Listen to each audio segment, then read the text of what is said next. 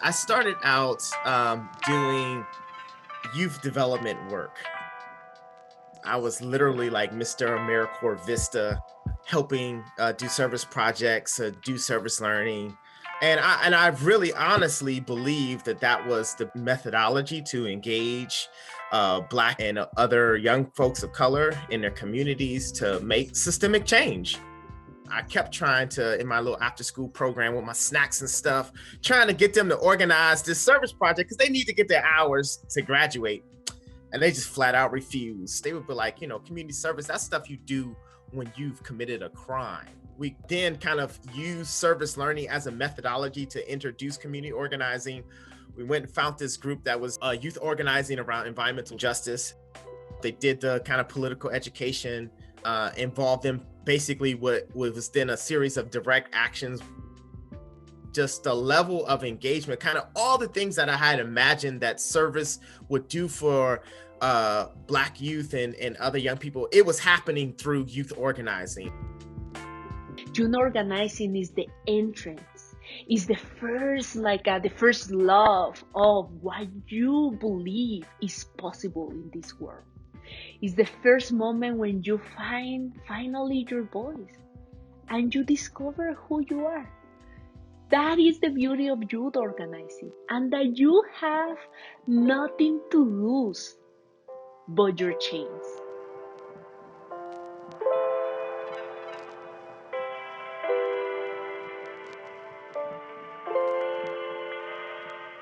In the late 90s, there was this tremendous growth in youth organizing across the country. I mean, young people have always been involved in social justice movements. That wasn't new.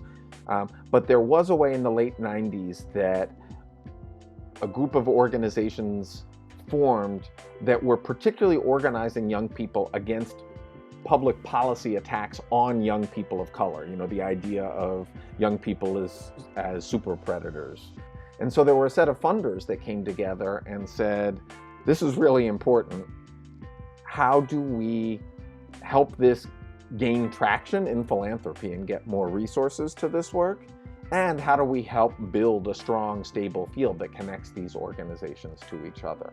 We had to fight in the early years of the Funders Collaborative to even get young people recognized as potential leaders in social justice work, right? They were always the afterthought. And so I remember, talking in the beginnings with Vera, saying that what we are trying to achieve is to move youth organizing into the center of the social justice movement, such that young people are seen as essential leaders within this movement. I think the focus in those early years of the collaborative is what is this, and this is obviously like funder speak, what is this new field that was emerging? And what are the best ways that funders know how to resource a new field and to get their colleagues in other institutions to jump on board as well? So that really broke down into grant making, capacity building work, and intellectual capital development. And the whole time building this community within the collaborative itself, right? That was really engaged in a lot of the knowledge development around the work. It was a new time in youth organizing. It felt like we were really trying to find each other. At the time, kind of youth organizing was not accepted as a legitimate form of youth development, nor was it accepted as a legitimate form of community organizing, in spite of its radical history and place in the civil rights movement. And so FCYO at that time was a really powerful force in helping to capture and document what was an emergent strategy in the United States. The first year that I was at the Funders Collaborative on staff, we organized the first ever kind of national youth organizing conference. There was anywhere between 75 to 100 youth leaders and staff that came to that meeting. from all over the country. There was opportunity to just like build and connect across place, which was part of, I feel like, a kind of collective experience of understanding that, oh, this work is happening everywhere. At that point, a lot of those organizations didn't know that anybody else was doing this and didn't know that there were other practices, right? And so it was really powerful for me as a young youth organizer to come together with others and talk about how do you do leadership development? How do you organize your campaigns? And actually creating that connective tissue between organizations that like every strong field needs.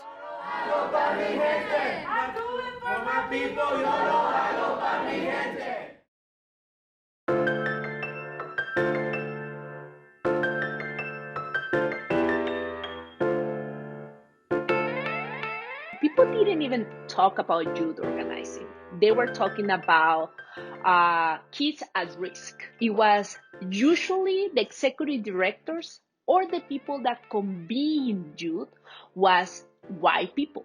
And they fell in love about immigration and they want to do the good things for the community. We were told in a moment of our time as a young people, you are the good immigrants. Yours is not fault of your fault, it's your parents. But that was bullshit. It was already a framework, a narrative given by not directed, impacted adults that were saying, I think this is the best look for you. And I believe in 2012, when we were able to challenge even the Obama administration, we were able to challenge what it was saying it was the common narrative. It was when we started reclaiming our story, reclaiming who we are. And today we are so proud to say we are undocumented, unafraid, unapologetic. We can tell and say, abolish ICE, abolish CBP, abolish police. Young people and youth organizing groups have really shifted the common sense. One of the best examples of that is around school discipline. You know, in the early 2000s, we had the idea of zero tolerance. They were putting more metal detectors, school police forces were growing, and everything was about how do we use punishment to deal with school discipline.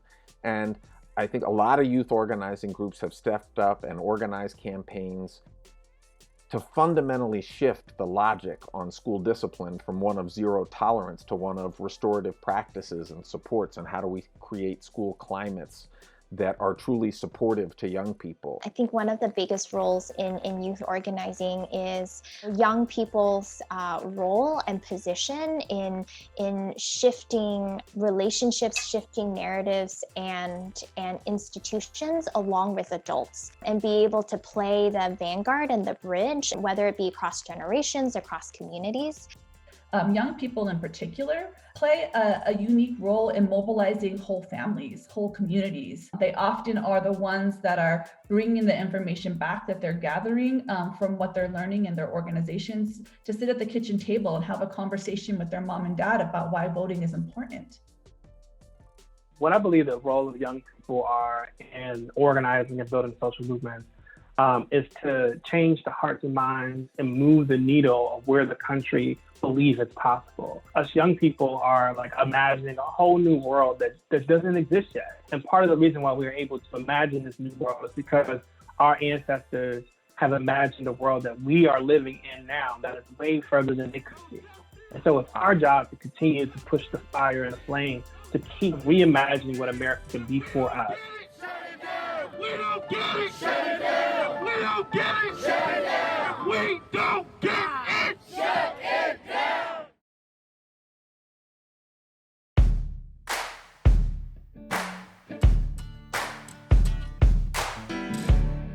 I feel like we're at this place where there's critical mass of movement energy right now coming out of both the pressure points of coronavirus experience of the last 8 months, layered on with the killing of George Floyd and Breonna Taylor and so many others, and the resistance that's come out of that space built on previous resistance.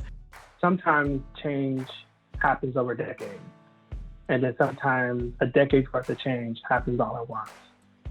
And this is a moment where a decade's worth of change is happening all at once.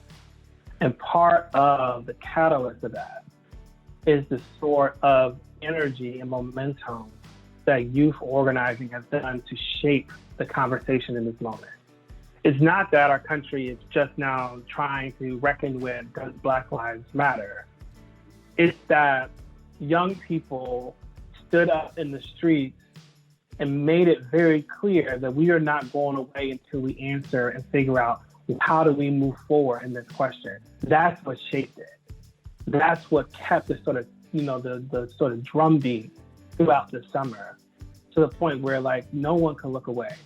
So we're in a very strong place relative to the understanding, exposure, and positioning of youth organizers, again, being central to social justice movements right now. Going forward, hopefully what we're seeing and what organizations like the Funders Collaborative for Youth Organizing have helped to build in a philanthropic sector over time is the normalization of and the recognition that we cannot achieve the goals of a thriving community, the goals of a progressive agenda, without having the leadership of young people at the center of that. Most of the change that we seek in the world is going to take more than our lifetime to achieve it. And so you are going to need young people who are going to be willing to carry it forward. And that is the hope and the promise of young people and what they bring to movements.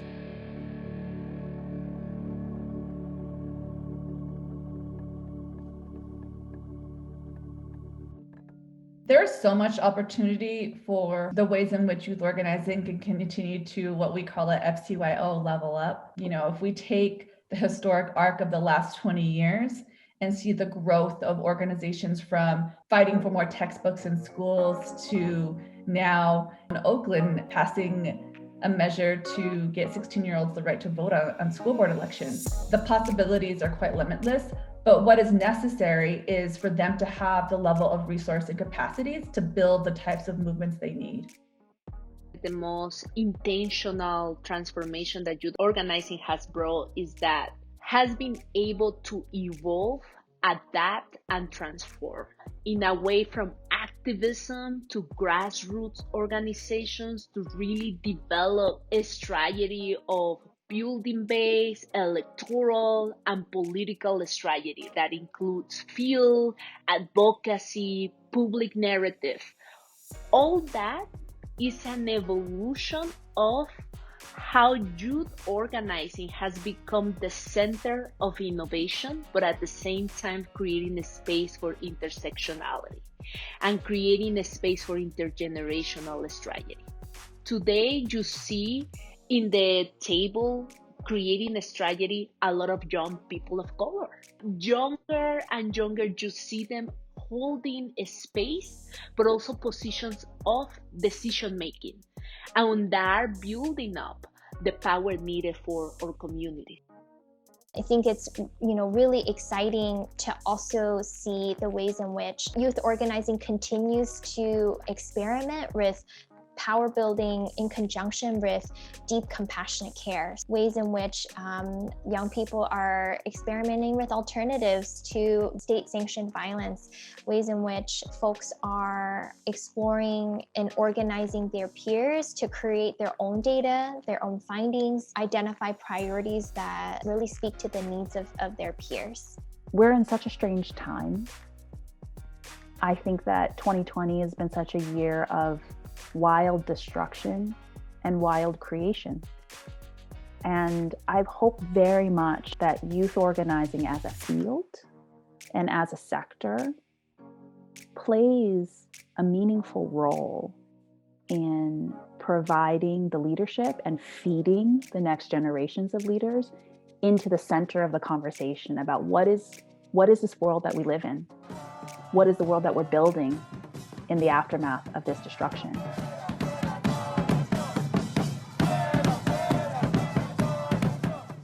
In an era where we can't physically be in physical presence with one another, What has reigned true, and I think is where we need to go next, is that the power and strength of a relationship is what's going to help us endure. How can we go deeper in our relationships to leverage the power we need to win?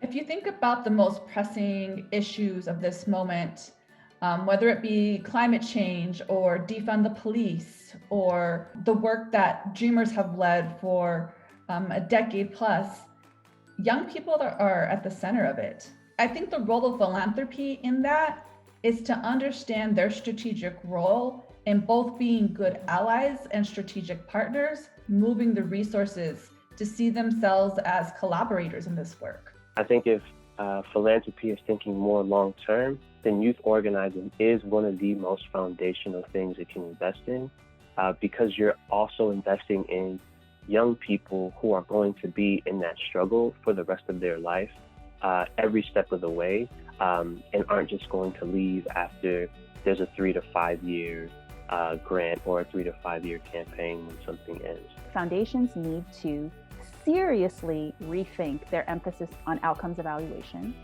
and the idea that you can measure the impact of your work for freedom and liberation within the course of a year, 2 years, 3 years, and then base their funding on that.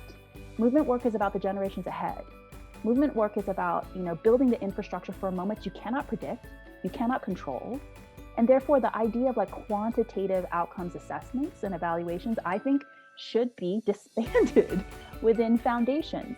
It is a capitalist, sort of model, and it drives poor funding models and decisions.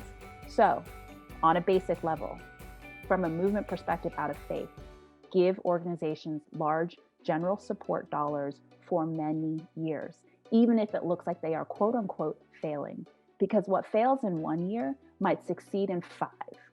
What fails in 1 year might lay the seeds for something in 20. And if we are in this for transformation, then that's the model and the frame and the time scale should be operating off of. I see youth organizing as in this phase of leveling up to truly lead the nation and build the kind of power that can actually take on systemic racism, climate change, and the kind of problems that we face in this moment. And what that means is asking some deep questions about what does it really mean to build the kind of power that we need to address those issues. And I see youth organizers across the country doing that. I think this is the most genuine and the genius part of FCYO, that you bring organizers to really run the strategy of this intermediary funder, to organize funder and organize the field, right? And to really address what has been systematic racism, disfranchising young people to have voice, young people to be part of the strategy, to young people to say, I deserve that you invest in me. I deserve because I am a leader of my community. I'm part of the community, right? So all that is for me what is the story of FCYO personally, and the story how I more holistically understand. It's a disruptor of a status quo. It's the creation of uplifting the voice of young people and the genius of it, the innovation of it, and also really creating badass organizers and organizations to win.